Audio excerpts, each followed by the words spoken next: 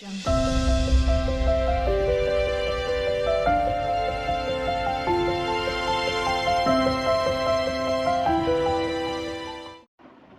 সকল পরিশ্রম সকল সফলতার চাবিকাঠি।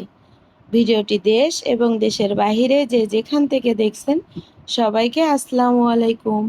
আমি ডলিস লাইভ থেকে সবাইকে জানাই আন্তরিক শুভেচ্ছা ও ভালোবাসা। আশা করি সবাই ভালো আছেন।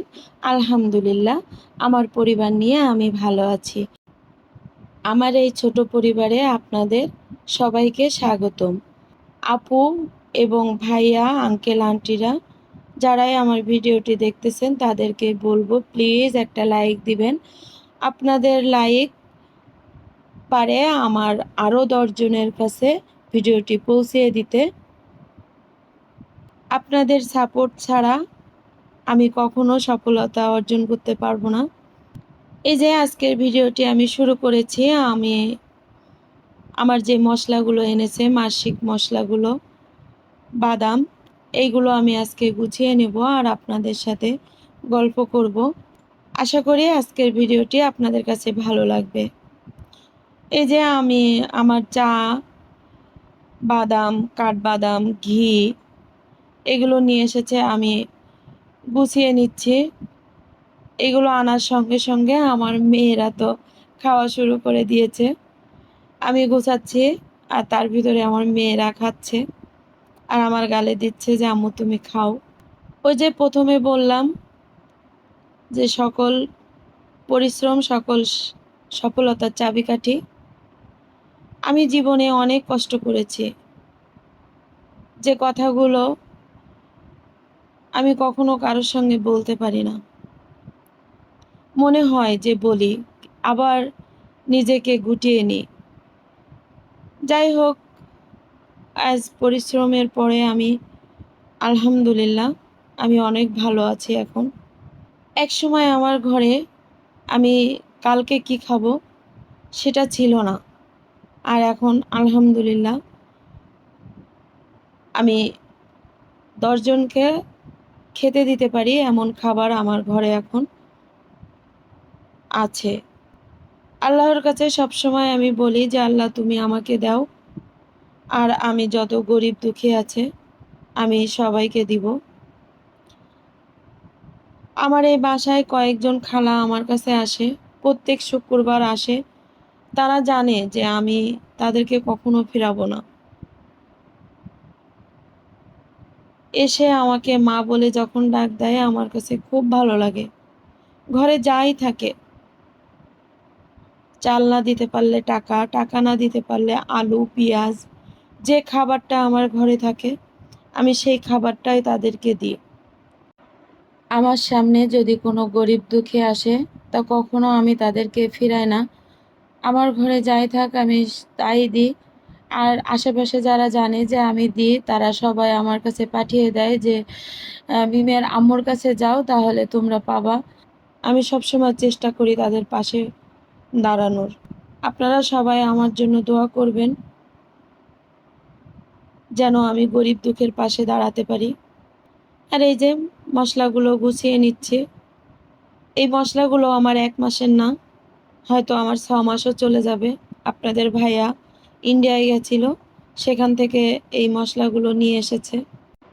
এই মশলাগুলো নিয়ে এসেছে বেশ অনেক দিন হয়ে গেছে, কিন্তু আমি গোছানোর সময় পাইনি। এই জন্য আমি এখন সব গুছিয়ে নিচ্ছি যে এখন তো সময় আছে। আর একটু ভিডিও করে রেখে দিয়েছিলাম, সেটা এই নেট আসার পরে আমি ভিডিওটি ছাড়তেছি। ভিডিওটি করা ছিল আগেই। আমাদের এইখানকার যে এলাচগুলো ছোট, কিন্তু ইন্ডিয়ান এলাচগুলো দেখেন কত বড় বড়। লবঙ্গগুলোও এরকম বড়, গোলমরিচগুলোও অনেক বড়। আমার কাছে তো ভালো লাগে। দেশের অবস্থা যা, জানি না কার কখন আবার বুক খালি হবে। তবে আমি বলবো আল্লাহর কাছে একটা কথাই বলবো যে আল্লাহ তুমি আর কারোর মায়ের বুক খালি করো না। আল্লাহ তুমি সবাইকে হেফাজত করো। যেভাবে তরতাজা প্রাণগুলো চলে যাচ্ছে, মারা কিভাবে ছটফট করতেছে এটা আমি ফেসবুক কিংবা ইউটিউব খুললে দেখতে পাচ্ছি। আর দেখলে আমার খুব খারাপ লাগে। আমি এত দুর্বল যে এইগুলো দেখতে পারি না। আপনাদের ভাইয়া আমাকে সবসময় বলে যে, "তুমি এগুলো দেখতেছো কেন? তুমি অসুস্থ হয়ে পড়তেছো।" কিন্তু কি করব? সামনে চলে আসে আর মনটাও খারাপ, মানে মনে ভালো বলে না। যার জন্য দেখতে থাকি। আর ভিডিও করতে পারতেছি না। ভালো লাগতেছে না মনে। কিন্তু একদিন পার হয়ে গেছে, কি করব? ভিডিও তো ছাড়তেই হবে। এই ১০-১২ দিনে চ্যানেলের অবস্থা অনেক খারাপ। আমি নতুন। সেই হিসাবে চ্যানেলটা খারাপের দিকেই আছে। তবে আপনাদের একটা কথাই বলব আমি, আমার ভিডিওটি আপনাদের কাছে যদি ভালো লেগে যায়, প্লিজ একটা লাইক দিয়ে দেবেন। আর যদি এই ধরনের লাইফস্টাইল ব্লগ দেখতে চান, তাহলে সাবস্ক্রাইব করে পাশে থাকা বেল আইকন অল অপশনটি সিলেক্ট করে রাখবেন। এতে করে আমি যখন নতুন কোনো ভিডিও আপলোড করব, সঙ্গে সঙ্গে নোটিফিকেশন চলে যাবে আপনার মোবাইলে। সুযোগ বুঝে আপনি আমার ভিডিওটি দেখে নিতে পারবেন। আর যারা এই কাজ করে আমাকে প্রতিনিয়ত সাপোর্ট করে যাচ্ছেন, তাদেরকে অসংখ্য ধন্যবাদ। এই তো আমি এক এক করে সব গুছিয়ে নিচ্ছি। আগে প্লাস্টিকের বয়মে রাখতাম। কিন্তু প্লাস্টিকের বয়মে রাখলে মসলাগুলো নষ্ট হয়ে যায়। আমি এই যে কাঁচের জারগুলো কিনেছি, আজ ২-৩ বছর ধরে আমি কাঁচের জার ব্যবহার করি। আর যেগুলো প্লাস্টিক আছে, আস্তে আস্তে বাদ দেওয়ার চেষ্টা করব। এই ডালচিনিগুলো না অনেক পরিষ্কার, অনেক ক্লিন করা। এগুলো আর ক্লিন করা লাগে না।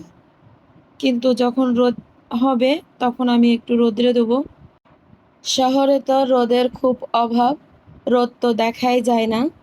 আমি নিচতলায় থাকি আর ছাদে উঠতে গেলে ৫ তলায় উঠতে হয়। কিন্তু আমার জানলার পাশে এক ভাবির টিন শেড ঘর আছে। আমি আমার জানলা দিয়ে, চালের উপরে দিয়ে আমি সব জিনিসপত্র শুকাই। আমার মেয়েরা সবসময় বলে যে, "আম্মু, তুমি যে এইভাবে মসলাগুলো রাখো, কোন সময় আমাদের হাতের থেকে বয়ামটা ভেঙে যাবে।"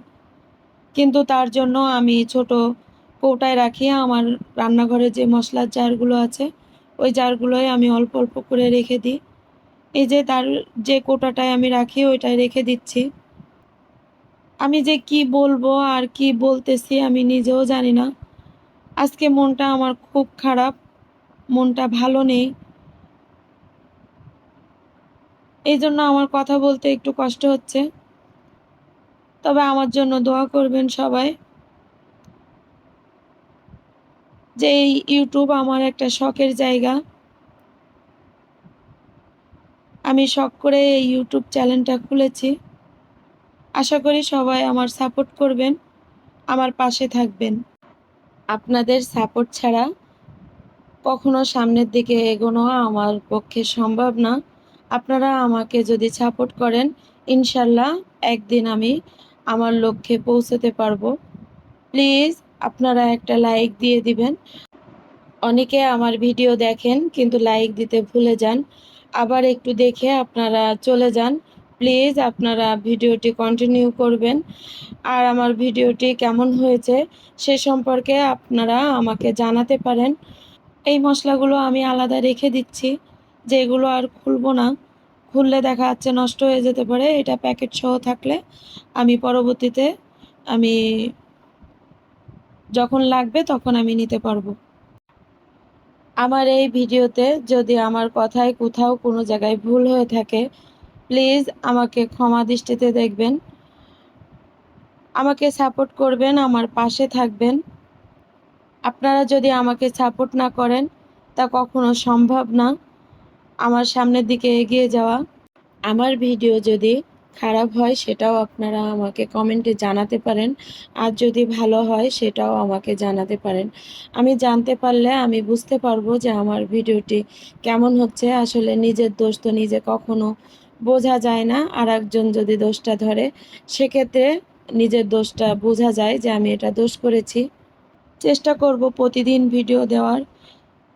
কিন্তু কি করব বলেন? আমার প্রচুর মেহমান আসে আমার বাসায়।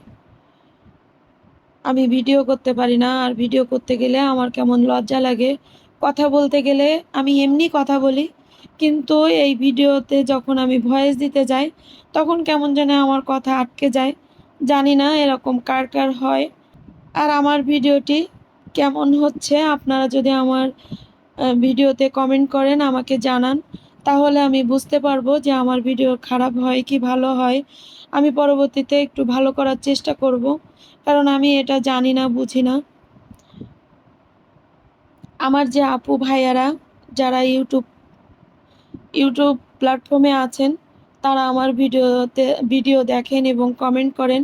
আমি তাদেরকে বলব, প্লিজ আপু ভাইয়ারা, যদি আমার ভিডিও কোনো জায়গায় ভুল হয় সেটা আমার কমেন্টে জানাবেন। তাহলে আমি সেটা শিখতে পারবো আপনাদের কাছ থেকে। আমি শিখতে চাই আপনাদের কাছ থেকে। আপনারা আমাকে বললে আমার একটু উপকৃত হব। আজকের অন্য কোনো কাজ-কাম আমি রাখিনি ভিডিওতে। আজকে শুধু মসলা গোছানোটাই আপনাদের রাখলাম। এখন আমি আপনাদের কাছ থেকে বিদায় নিব। ফিরে আসবো নতুন কোনো ভিডিও নিয়ে। ততক্ষণ ভালো থাকুন, সুস্থ থাকুন। আমার জন্য দোয়া করবেন। আল্লাহ হাফেজ। আসসালামু আলাইকুম।